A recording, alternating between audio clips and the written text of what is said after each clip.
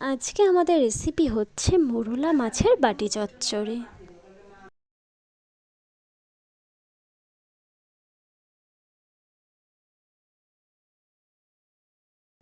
এখানে আমরা প্রথমেই আলু, পেঁয়াজ, টমেটো, বেগুন, কাঁচা লঙ্কা এবং ধনেপাতা নিয়ে নিয়েছি।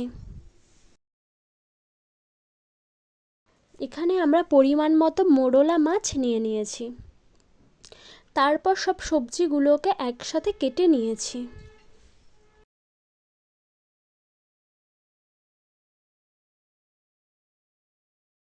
এখানে আমরা প্রথমে একটা গামলার মধ্যে আলু, বেগুন, কুচনো পেঁয়াজ, কুচনো টমেটো সব একসাথে দিয়ে মাখিয়ে নেব।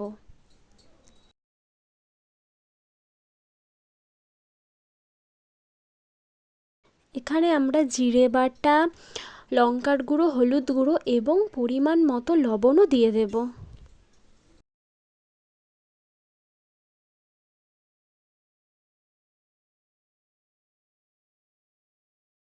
সব মশলা দিয়ে দেওয়ার পর আমরা ওপর দিয়ে মোরলা মাছগুলো দিয়ে দেব।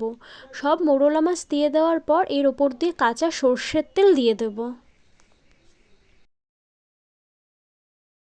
কাঁচা সর্ষের তেল দিয়ে দেওয়ার পর সব কিছু একসাথে ভালোভাবে মাখিয়ে নেব।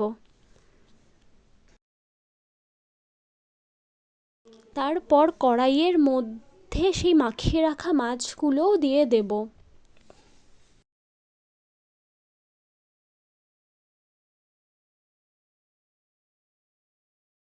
খানিকটা পরিমাণ মতো জল দিয়ে দেব।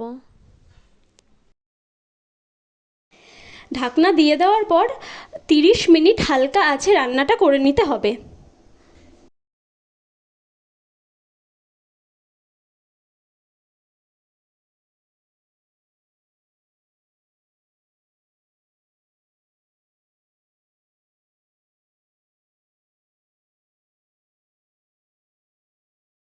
সব হয়ে যাওয়ার পর ওপর দিয়ে একটু ধনেপাতা ছিটিয়ে দেব। তাহলেই আমাদের রেডি হয়ে যাবে মোরলা মাছের বাটি চচ্চড়ি।